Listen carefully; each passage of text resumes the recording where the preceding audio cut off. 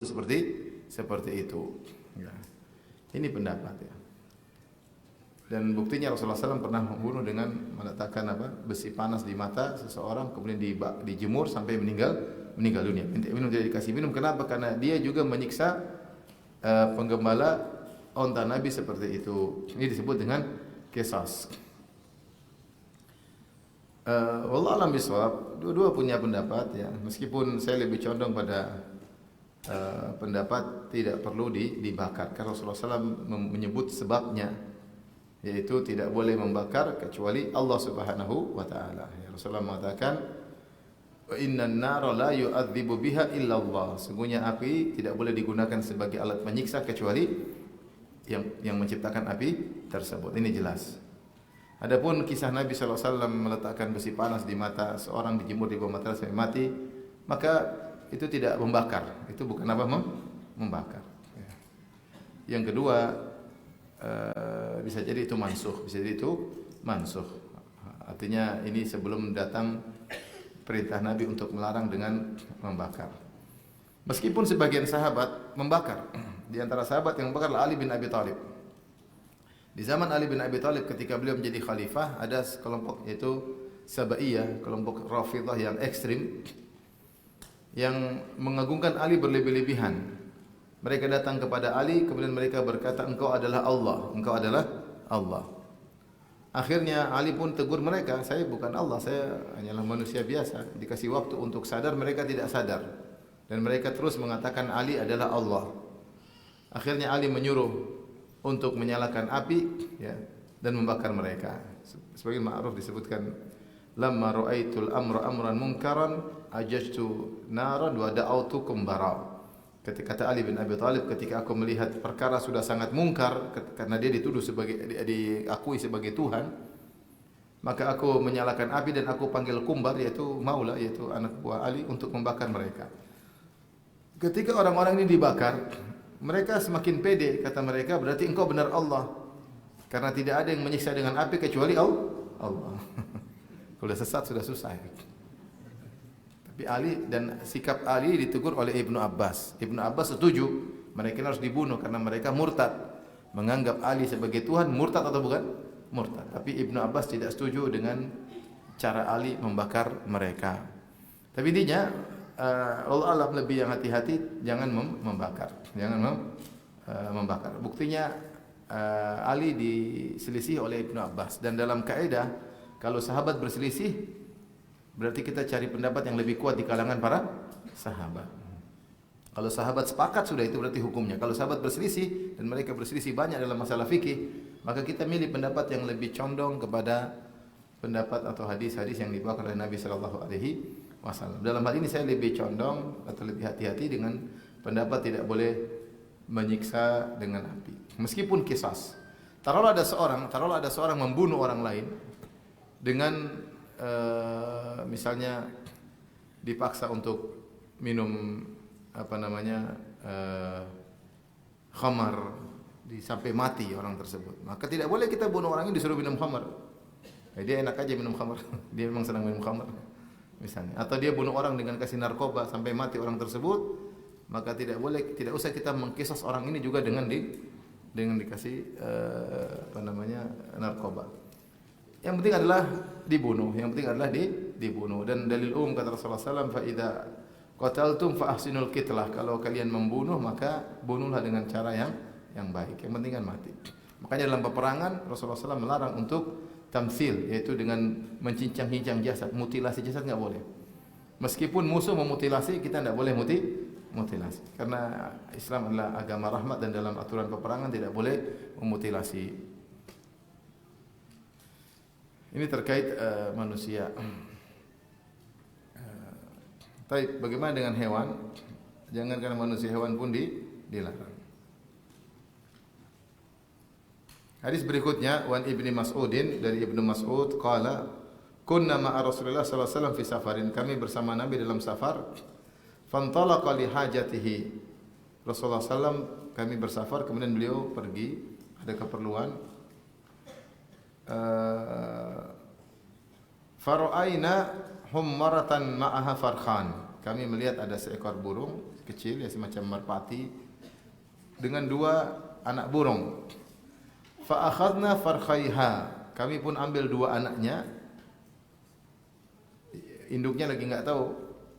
Faja'atil hummaratu faja'alat ta'rishu, maka datanglah induknya cari anaknya. Sahabat Kabil mungkin senang lihat anak-anaknya masih kecil, maka burung tersebut datang, dia pun membuka sayapnya seperti mencari anaknya untuk dinaungi, enggak ada, dia kaget. Faja'an Nabi sallallahu alaihi wasallam, maka Rasulullah SAW pun datang mengatakan, man faja'a hadhihi biwaladiha ruddu waladaha ilaiha. Siapa yang membuat kaget atau membuat ketakutan burung ini dengan menyembunyikan anaknya, kembalikanlah anaknya kepada induknya. Kemudian lanjutannya, bukan itu intinya. Lanjutannya, wara'a qaryatan namlin qad harraqnaha. Dan Rasulullah juga melihat ada negeri semut, maksudnya kampung semut. Semut situ ada sarangnya, ada lubang-lubangnya untuk tempat tinggal semut. Kami bakar kampung semut tersebut. Mungkin para sahabat lagi bersandar atau lagi tidur satu tempat, tahu-tahu diganggu semut. Ya, maksudnya tidurnya di istana semut, ya. Semutnya terganggu. Maka semutnya keluar, kemudian menggigiti mereka mungkin ya. Akhirnya mereka bakar karena mengganggu. Semut-semut ini mengganggu. Enggak mungkin sahabat membakar tanpa ada tujuan. Kemungkinan besar semut-semut tersebut memang mengganggu. Maka mereka bakar. Maka Rasulullah SAW bertanya, man harraqa hadhi? Siapa yang membakar kampung semut ini, yaitu sarang semut dan tempat tinggal semut? Qulna nahnu. Kata kami ya Rasulullah, kami yang bakar. Maka Rasulullah SAW berkata, innahu la yanbaghi an yu'adziba bin nari illa rabbun nar. Sungguhnya tidak pantas untuk menyiksa dengan api kecuali sang pencipta api. Yang boleh menyiksa kalian enggak boleh. Kalau Allah nanti akan menyiksa dalam api neraka, adapun kalian tidak boleh. Maka hadis ini yang jadi perhatian kita adalah hadis riwayat Abu Daud dengan sanad yang sahih. Ya. Adapun makna negeri semut maksudnya adalah tempat tinggal semut berserta semut-semutnya. Maka di sini menjelaskan tidak boleh seorang membakar hewan ya. Meskipun hewan tersebut mengganggu sebisa mungkin kecuali darurat. Taruhlah kita nangkap tikus masuk ke ini. Jangan dibakar tikus tersebut. Jadi tikus panggang, jangan. Tikus kalau memang harus dibunuh, tidak ada cara lain, tidak kasih racun tidak mati, masukin dalam air sampai dia mati. Jangan dibakar. Meskipun dia mengganggu tidak boleh. Ya. Hewan kalau bisa dibunuh tanpa harus dibakar, maka jangan dibakar. Kecuali darurat tidak ada cara lain kecuali dengan membakar. Bahkan demikian juga dalam masalah jihad. Kalau jihad terjadi peperangan, tidak bisa sampai menghantam lawan kecuali dengan bakar, maka itu dibolehkan. Tapi darurat, selama bisa dilumpuhkan tanpa harus dengan membakar, maka tidak boleh membakar. Maka hukum asal membakar hewan, membakar manusia, hukum asalnya adalah haram. Dan itu benar-benar penyiksaan, penyiksaan. Makanya Allah sebutkan tentang kisah Ashabul Ukhdud, ya. Mereka dibakar oleh raja yang zalim. Kata Allah Subhanahu wa taala, innal ladzina fatanul mu'minina wal mu'minati tsumma lam yatubu. Sungguhnya orang-orang yang membakar kaum mukminat. Digalilah ukhdud, yaitu parit, dinyalakan api kemudian dimasukkan untuk dibakar. Jadi di antara bentuk penyiksaan yang kejam adalah dengan membakar. Maka tidak boleh kita membakar, jangankan manusia, hewan pun tidak boleh kita bakar kecuali darurat.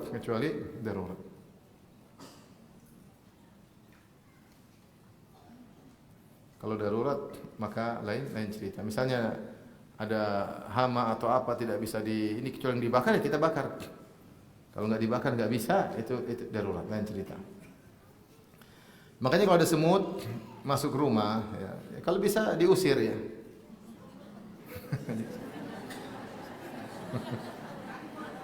Diusir. Suruh pergi semut, pergi.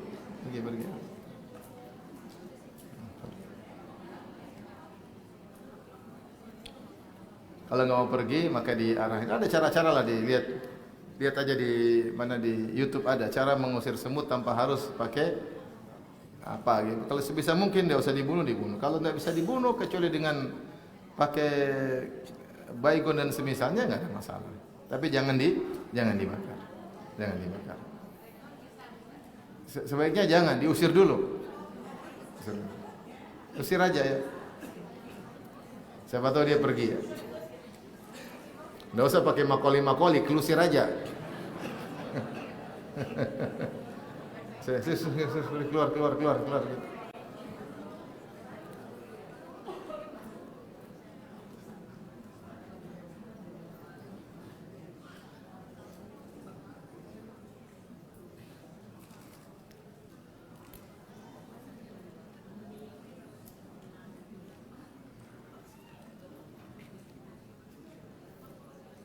Kalau ada ular masuk kita disuruh usir dulu. Ngomong dulu. Siapa tahu dia pergi. Karena bisa jadi ular tersebut adalah apa? Jin. Jadi suruh. Kalau dia nggak pergi ya baru kemudian diatasi dengan cara lain. Baik, kita lanjutkan. Babu tahrimi matalil ghani bi haqqi talabihi sahibihi.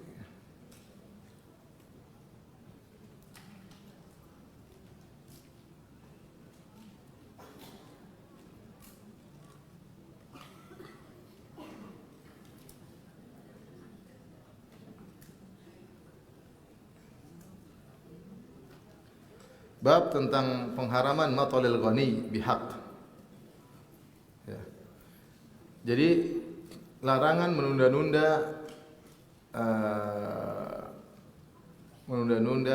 membayar hutang padahal mampu untuk bayar hutang.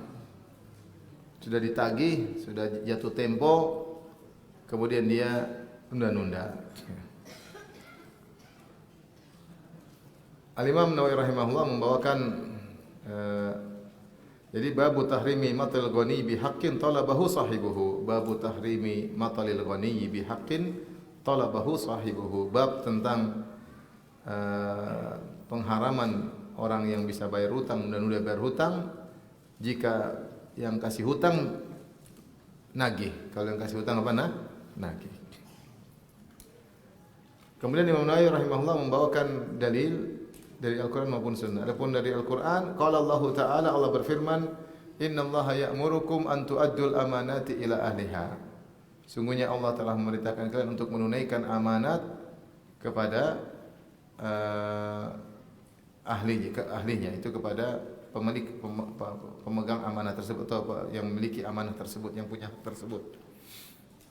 Jadi di antara amanah yang kita pegang adalah kalau kita punya uang sama orang, sungguhnya orang yang pinjam uang itu, yang minjamkan uang sama kita itu orang baik, apalagi zaman sekarang. Sekarang orang mau pinjamin uang aja susah. Kalau ngasih mungkin sedikit orang bisa, tapi kalau kita ada orang pinjam uang sama kita, biasanya dia kan butuh uang yang cukup banyak. Nah, kalau ada orang yang minjamkan uang itu orang baik di zaman sekarang, itu orang baik. Sekarang mau minjamin uang siapa? Makanya karena tidak ada yang minjamin uang, orang pergi ke bank. Dan orang yang minjamkan uang pahalanya besar. Kata Nabi sallallahu alaihi wasallam, as-salafu yajri syatra majra syatri sadaqah. As-salafu yajri majra syatri sadaqah. Atau kama qala Nabi sallallahu alaihi wasallam. Utangan itu nilainya seperti setengah sedekah. Jadi kalau kita pinjamkan uang kepada orang 100 juta, kemudian orang tersebut kembalikan 100 juta, sama seperti kita bersedekah kepada 50 juta. Sama, meskipun uang kita kembali, tapi nilainya seperti kita bersedekah 50 juta. Terlebih lagi ketika dia pinjam dalam kondisi perlu, dalam kondisi ada keperluan mendesak, kita membantu dia dari sisi kita pinjamkan uang, dari sisi uang itu digunakan untuk menghilangkan kondisi berat yang dia hadapi.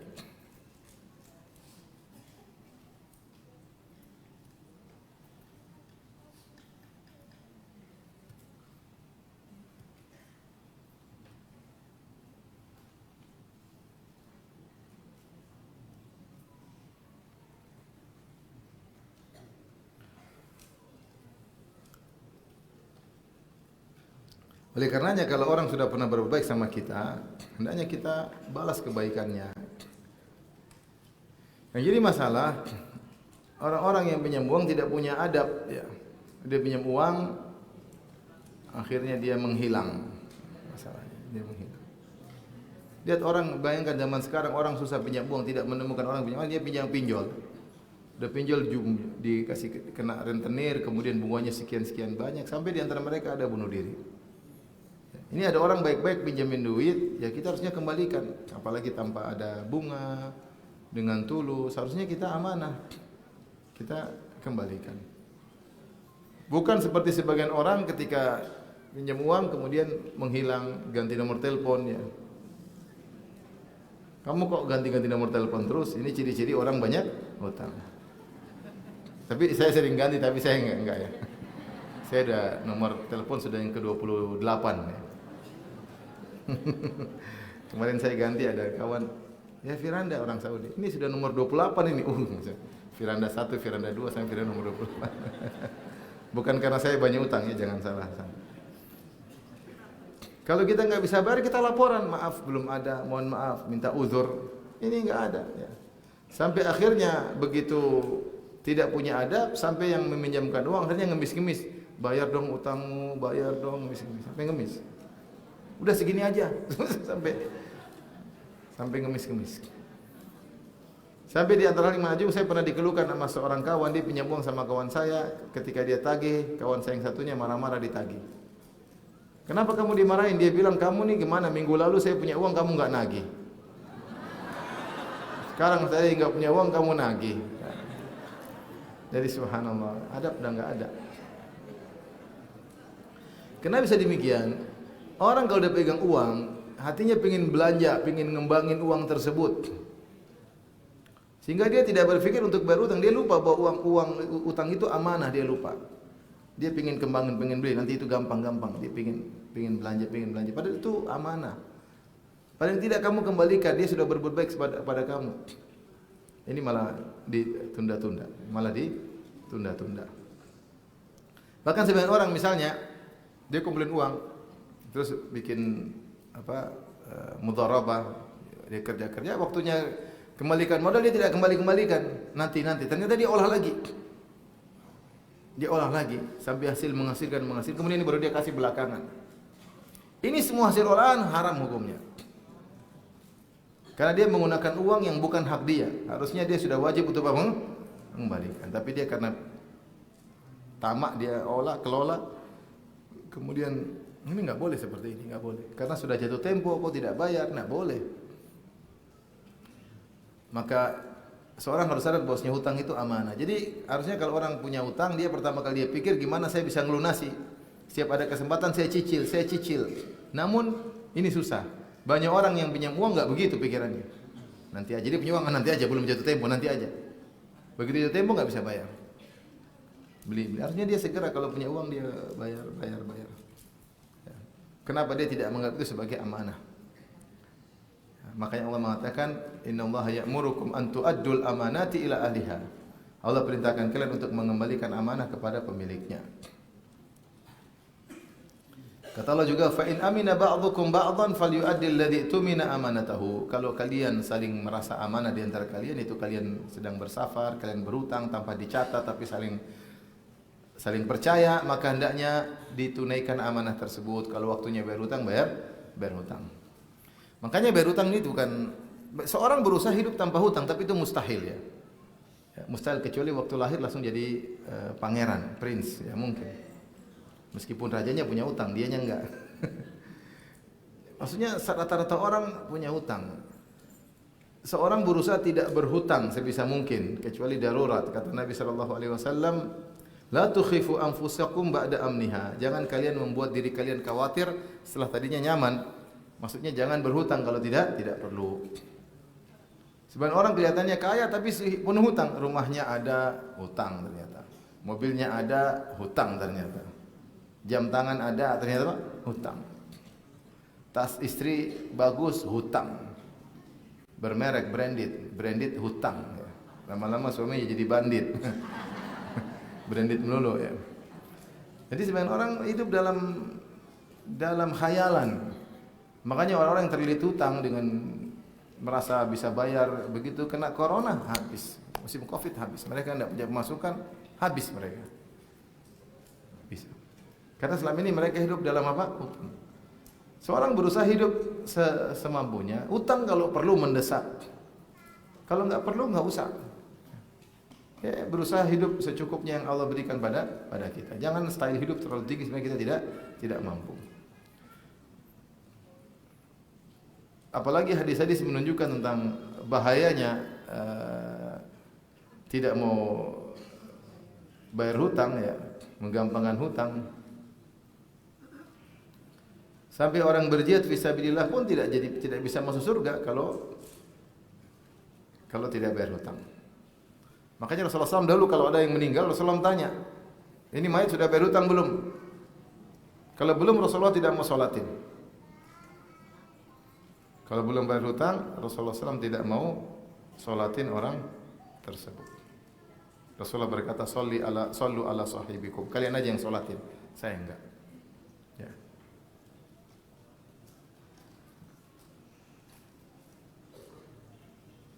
Rasulullah SAW pernah bersabda, ya, walladhi nafsi biyadihi law anna rajulan qutila fi sabilillah thumma uhiya thumma qutila fi sabilillah. Seandainya demi zat yang jiwaku berada di tangannya, seandainya seorang terbunuh di jalan Allah, kemudian dia dihidupkan, kemudian dia berjihad lagi, meninggal lagi, kemudian dia hidup lagi, thumma asha, thumma qutila, kemudian terbunuh lagi fi sabilillah, 3 kali jihad, bukan sekali jihad, 3 kali jihad. Ma dakhalal jannah, dia tidak akan masuk surga hatta yaqdiya dainahu, sampai dia bayar hutangnya. Ini gampang-gampangin hutang. Kalau hutang dicatat dan segera bayar, kapan ada kesempatan bayar, ini santai-santai. Terkadang malah husnuzon tidak pada tempatnya. Teman saya baik, paling sudah dilunasin, paling dia merasa sudah diikhlaskan, paling sudah diikhlaskan. Coba tanya dulu, dia nggak pernah nagih kok, mungkin sudah ngiklasin. Ini husnuzon tidak pada tempatnya. Mungkin dia malu minta tagihan, sudah dikasih isyarat, disindir, kamu tidak tersindir masalahnya. Maka hati-hati masalah hutang. Zaman sekarang orang hidup dengan hutang. Apalagi kemudian ada kartu-kartu yang membuat orang semakin berani apa? Berhutang. Pegang padahal seakan uangnya banyak, padahal apa? Hutang. Jadi terpancing untuk membeli di luar kebutuhannya. Ada kartu.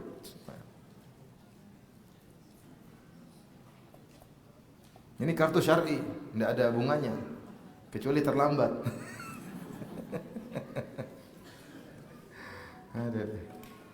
Kalau tidak darurat jangan. Hidup dengan hutang itu tidak enak. Hidup tanpa hutang adalah kebahagiaan. Jangan hidup dengan kepalsuan. Baik, hadis pertama, wa an Abi Hurairah radhiyallahu taala anhu, dari Abu Hurairah radhiyallahu anhu, anna Rasulullah sallallahu alaihi wasallam qala, Rasulullah sallallahu bersabda, matalul ghaniyyi dzulmun. Orang kaya yang mampu, atau yang bukan kaya, orang yang mampu untuk membayar hutang, dia tunda-tunda, maka ini adalah kezaliman. Semakin dia lama menunda, semakin kezaliman, argo dosa berjalan terus. Argo dosa berjalan terus. Makanya ibu-ibu sekarang coba cek masih punya hutang enggak? Kalau punya hutang, punya duit enggak? Kalau punya duit segera bayar. Dia kapan dikatakan zalim? Dikatakan zalim ketika dua hal, ketika dia sudah jatuh tempo. Kalau jatuh tempo, dia harus bayar hutang. Dia harus bayar hutang. Kalau belum jatuh tempo, tidak harus. Jadi sudah, kecuali orang yang berhutang nagih, misalnya seperjanjian, saya pinjam uang darimu ya, nanti ada utang ada 2, saya pinjam uang dari kamu ya. Dia nggak bilang kapan bayarnya. Kalau dia nggak bilang kapan bayarnya, kapan yang meminjemin uang nagih harus dia kasih kalau dia punya. Saya pinjam uang, ya nanti kamu bayar, saya bayar, insya Allah. Kalau saya ada uang saya bayar. Dia cuma bilang gitu. Ya kapan dia tagih, kamu bisa bayar nggak? Kalau dia punya uang dia harus bayar. Kalau dia nggak bayar berarti dia zalim. Kemungkinan kedua, pinjam uang tapi ada temponya. Saya pinjam uang 2 bulan saya bayar ya. 2 bulan saya bayar. Oke, pinjam berapa? 100 juta 2 bulan. Setelah 2 bulan ditagih dan dia punya uang, dia harus bayar. Bagaimana kalau ditagih sebelum 2 bulan, baru sebulan orang itu tagih, saya butuh uang, kasih dong. Pendapat yang lebih kuat kalau dia punya uang dia tetap harus bayar meskipun belum jatuh dua bulan. Ada khilaf, ada yang mengatakan dia tidak harus bayar, tunggu 2 bulan. Ada yang mengatakan enggak, kalau dia sudah punya uang dia harus apa? Bayar. Berdasarkan hadis ini, keumuman hadis ini, matalul ghani dzulmun. Siapa yang mampu bayar hutang, dia tunda maka dia berbuat zalim. Kalau sudah ditagih oleh yang pemberi hutang. Ada kawan dia datang, Pak, saya butuh uang gini berapa? 700 juta. Insya Allah 2 bulan selesai, 2 bulan selesai. Sampai 2 tahun belum ada yang dibayar. Maksudnya selesai uangmu habis, selesai hilang. 2 bulan uang hilang. Ditagih macam-macam alasannya. Bayangkan orang mati syahid aja tidak bisa masuk surga. Apalagi amal enggak ada. Amal sedikit. Punya hutang. Rasulullah aja tidak mau menyolatkan orang yang punya hutang meninggal. Ini menunjukkan bahwasanya ini dosa besar, ya. Dosa besar. Punya karena dia berbuat zalim. Saya dalam hadis ada Rasulullah ingin menyolatkan seorang, kemudian Rasulullah jadi punya hutang enggak? Punya. Kalau gitu saya enggak sholatin, kata seorang sahabat, saya yang tanggung hutangnya. Ya sudah Rasulullah sholatin. Setelah itu Rasulullah ketemu lagi. Sudah kau lunasi hutangnya? Akhirnya setelah dilunasi kata Rasulullah, sekarang dia baru dingin, ya. Berarti sebelumnya dia kepanasan. Maka ibu-ibu jangan memotivasi suami untuk apa? Banyak hutang. Pengen beli kulkas baru, hutang Mas, hutang. Itu ada promo. Uang dari mana? Tenang, tawakal sama Allah. Allah Maha Pemberi rezeki. Kamu tidak percaya sama Allah? Percaya, tapi duit enggak ada. Ini kulkas masih bisa kok. Enggak apa-apa, waktunya ganti ya. Jangan motivasi suami itu apa? Utang-utang dulu. Kalau darurat enggak ada masalah, kita sepakat. Ada tanah murah, pengen beli untuk bangun rumah, silakan. Insyaallah mampu, enggak mampu insyaallah apa. Tapi kalau enggak darurat jangan. Hanya untuk hal-hal yang tidak darurat. Untuk ganti mobil hutang lagi, untuk ini hutang lagi.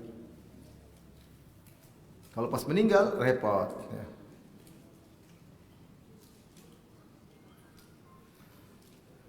Jadi siapa yang punya utang kemudian dia mampu bayar tidak bayar, maka dia berbuat zalim dan argo dosanya jalan terus. Dan kita tahu dosa kezaliman besar pada hari kiamat, az-zulm dzulumatun yaumal qiyamah. Kezaliman adalah kegelapan yang bertubi-tubi pada hari kiamat kelak. Wa idza utbi'a ahadukum ala mali'in falyatba. Kata Nabi, jika salah seorang dari kalian disuruh untuk menagih, dialihkan kepada pembayarannya kepada orang yang kaya mampu, maka hendaknya dia nurut. Misalnya si A memberi hutang kepada si B. Kemudian ketika si A nagih, kata si B, saya enggak bisa, kamu nagih aja ke si C. Dia yang tanggung hutangku. Kalau si C menyetujui dan dia orang kaya dan dia bukan orang yang suka mematalah, suka nunda-nunda, maka tidak mengapa, hendaknya si A nurut untuk memudahkan. Ya, si C bilang saya yang tanggung, sudah nagih sama saya aja. Maka kalau si B ngalihkan ke si C, maka kata Nabi, hendaknya engkau A ikuti aja. Ya sudah pindah ke C, enggak usah nagih lagi ke si B. Dengan syarat si C memang mampu untuk apa? Bayar sesuai dengan jatuh tempo yang telah ditentukan. Ya. Kalau ternyata si C sama dengan si A, si B ngapain? Ya. Ternyata juga suka menunda-nunda, ngapain ya? Ini sekedar untuk memudahkan, maksudnya jika salah seorang kau dialihkan kepada, jangan kau tolak. Yang penting kan utangmu selesai, pinjamanmu, piutangmu dibayarin. Yang penting gitu. Mau lewat siapa enggak ada masalah ya.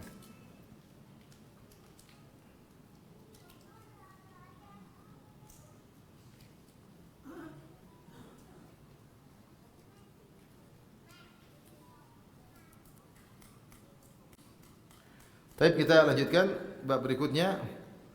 Bab karahatu audil insani fi hibatin lam yusallimha ilal mauhubi lahu.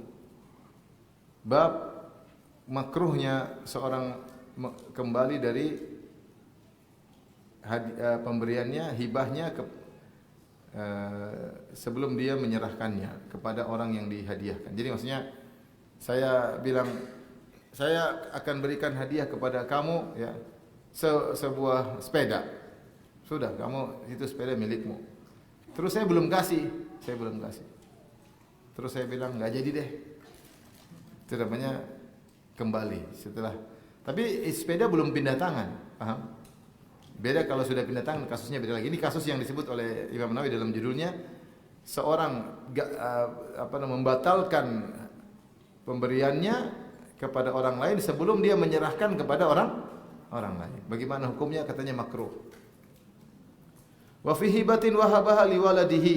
Demikian juga hadiah yang sudah atau pemberian yang sudah diberikan kepada anaknya, dia ingin batalin enggak jadi. Wasallamaha, dan dia sudah kasih kepada anaknya. Aula yusamlim aula lam yusallimha, atau dia belum kasih kepada anaknya. Wa karahatu syira'ihi syai'an tasaddaqa bihi min alladhi tasaddaqa alaihi. Dan juga hukumnya makruh dia membeli barang yang barang tersebut dia sedekahkan kepada orang lain. Ya. Terus orang itu jual lagi. Misalnya saya kasih motor sama orang, ini hadiah pemberian buat kamu. Terus ternyata orang itu butuh uang, beli lagi dong. Boleh nggak kita beli lagi? Ini makruh hukumnya. Meskipun barang sudah kita nggak mampu, dia jual lagi. Atau misalnya dia ternyata tidak gunakan motor tersebut, dia parkir aja. Jadi kita pengen kita dapat pahala, ternyata dia tidak pakai. Kita bilang udahlah, daripada kau tidak pakai, saya beli aja. Saya beli lagi. Ini hukumnya makruh. Au akhrajahu an zakatin au kafaratin au nahwiha, atau sesuatu yang dia sudah keluarkan sebagai zakat, sebagai kafarah, sudah kasih dia ambil lagi, maka jangan. Wal ba'sa bi syira'ihi min syakhsin akhar qad intaqala ilaihi. Tapi kalau si A memberi pemberian kepada si B, ternyata si B sudah jual ke si C, dia boleh beli dari si C. Bukan dari orang yang langsung dia kasih. Ini judul bab panjang ya.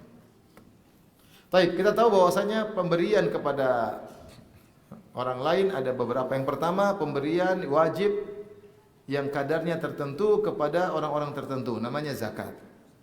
Itu namanya apa? Zakat. Pemberian tertentu, ukuran tertentu, kadar untuk orang tertentu, namanya zakat.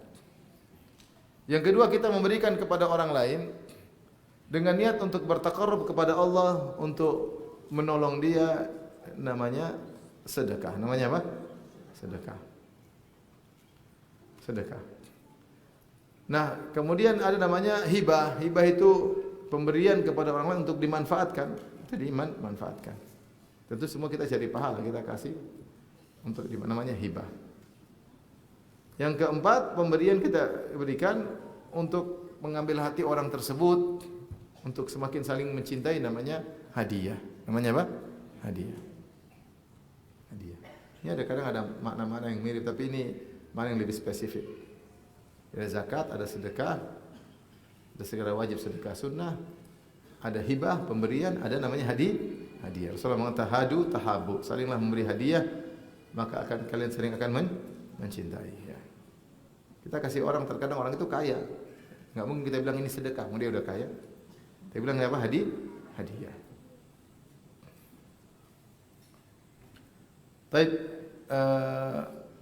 kemudian Al-Imam Nawawi rahimahullah membawakan beberapa hadis. Yang pertama, ini Ibnu Abbas radhiyallahu anhu, dari sahabat Ibnu Abbas radhiyallahu anhu, anna Rasulullah sallallahu alaihi wasallam bersabda, "Alladzi ya'udu fi hibatihi kal kalbi yarji'u fi qai'ihi." Seorang yang membatalkan hadiahnya seperti anjing yang menjilat kembali muntahnya. Ini hadis riwayat Bukhari dan Muslim. Ini perumpamaan yang sangat buruk. Ya. Pertama, muntah adalah menjijikkan, ya. Apalagi dijilat kembali. Maka orang tersebut diperumpamakan seperti anjing, dan kita tahu kita dilarang untuk meniru hewan yang seperti itu. Ya, dan ketika disamakan dengan anjing berarti ini adalah suatu yang buruk. Apalagi disamakan dengan menjilat, bukan menjilat ludah kembali, menjilat apa? Muntah kembali.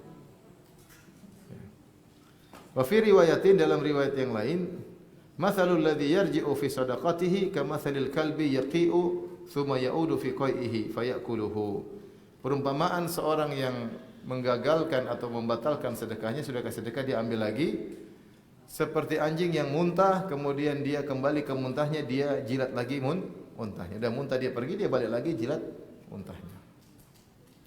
Wa fi riwayatin, dalam riwayat yang lain, al-aidu fi hibatihi kal aidi fi qai'ihi. Orang yang membatalkan hibahnya yaitu pemberiannya seperti orang yang kembali jilat muntahnya sendiri. Taib, semua ulama sepakat ya atau pendapat yang sangat kuat ya.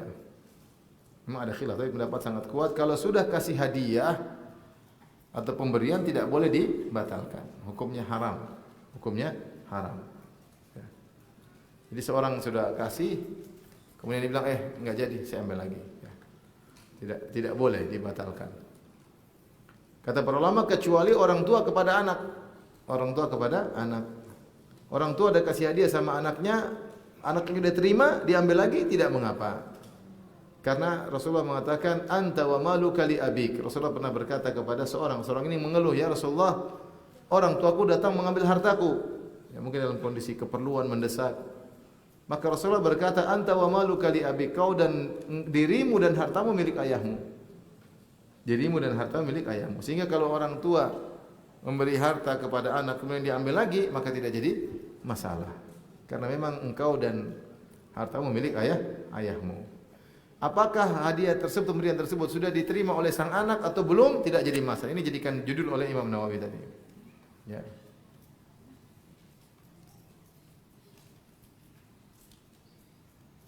Wa fi hibatin wahabaha liwaladihi wa sallamaha aw lam yusallimaha. Ya sama, seorang ayah memberikan pemberian kepada anaknya, sudah terima atau enggak terima, dia ambil. Ya. Ya maka apa namanya? Kalau bukan ayah kepada anak maka hukumnya apa? Haram. Enggak boleh karena Rasulullah menyamakan seperti anjing. Ini kalau sudah dikasih. Nah, beda kalau belum dikasih. Jadi seorang mengatakan saya akan kasih kamu motor. Dia baru ngomong doang. Terus dia belum kasih, enggak jadi deh. Apa hukumnya? Maka menurut Imam Nawawi hukumnya makruh, tidak sampai apa? Haram. Karena seorang ketika memberikan sesuatu dia harusnya berlapang dada dengan ridha. Ketika dia tidak jadi, maka tidak sampai haram tapi hukumnya makruh. Beda kalau sudah langsung dikasih. Kalau dikasih sudah terima maka hukumnya haram karena sudah ada perpindahan tangannya. Tapi kalau cuma niat aja tidak. Belum terjadi akad. Ini saya pingin. Dia belum bilang ke orang itu, belum dia pingin mau kasih ini, pegang ATM ada uang lagi duit banyak, pingin kirim ke Om. Terus enggak jadi. Kenapa istri minta belikan kulkas enggak jadi? Om lewat dulu deh. Yang penting dalam negeri aman dan tentram. Ini apakah dia makruh? Enggak. Itu cuma niat baik enggak jadi. Beda kalau dia ngomong, "Om, saya mau belikan Om anu ya." Ternyata enggak jadi, ya itu repot, itu makruh. Itu makruh. Kalau sekedar niat, dia taruh uang misalnya, saya simpan uang setiap bulan sejuta sudah 10 juta 10 bulan, dia mau niatkan terus enggak jadi karena ada keperluan lain, ternyata ada anak butuh uang sekolah dan ini tidak makruh sama sekali. Ya, karena dia baru niat. Yang makruh adalah kalau dia sudah ucapkan. Kalau sudah sampai ke tangan orang tersebut sudah diterima, berarti sudah ada qabil itu dia terima, maka hukumnya haram. Seperti anjing yang menjilat ludahnya, sudah dia keluarin, dia jilat lagi. Ya, kalau belum pindah tangan berarti belum dikeluarin, baru sedang di tangan cuma sudah terlanjur ngomong. Dan namanya seorang mukmin kalau berjanji hendaknya dia tepati. Tapi dia mungkin ada alasan lain sehingga dia tidak keluarkan. Maka seperti ini makruh. Kalau sudah dikasih diambil lagi hukumnya haram. Jadi 3 kondisi. Yang pertama dia baru niat, belum dia akadkan kepada orang tersebut. Ini pemberian hadiah. Maka kalau dia gagalkan, dia batalkan, makruh atau tidak? Makruh atau tidak? Tidak. Yang kedua dia sudah ucapkan, sudah akadkan. Dia tulis atau dia ngomong, dengan ini saya menyatakan bahwasanya saya memberikan kepada si fulan sebidang tanah buat dia. Dia sudah akadkan dan tapi si fulan belum terima. Dia baru ngomong atau dia telepon, ternyata dia batalkan. Hukumnya apa? Makruh. Kalau ternyata dia sudah belikan mobil, dia sudah diserahkan kepada orang tersebut, sudah terima, kemudian dia minta kembali, maka hukumnya haram. Seperti anjing yang muntah, kemudian udah pergi balik lagi muntahnya dijilat. Ini perumpamaan yang sangat buruk.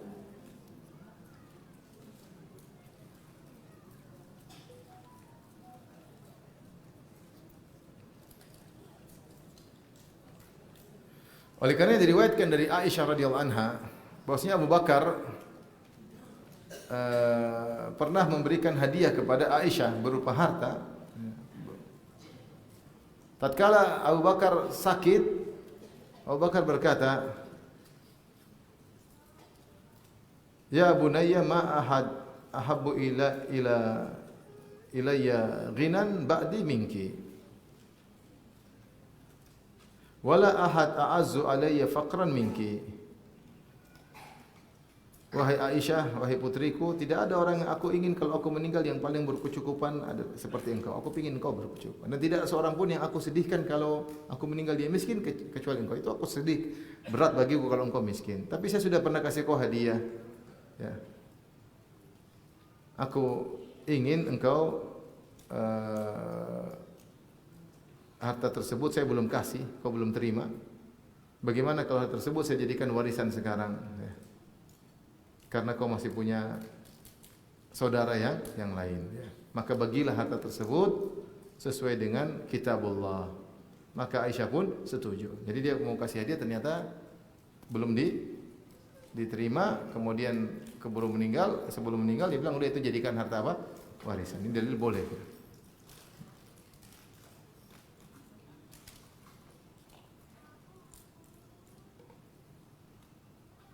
Kata Abu Bakar, saya berharap waktu itu kau terima, tapi kau tidak terima. Belum ada serah terima. Maka sekarang sebaiknya jadi harta warisan. Ini dalil bahwasanya sebelum dikasih kalau belum serah terima masih boleh kalau ada manfaat yang lainnya.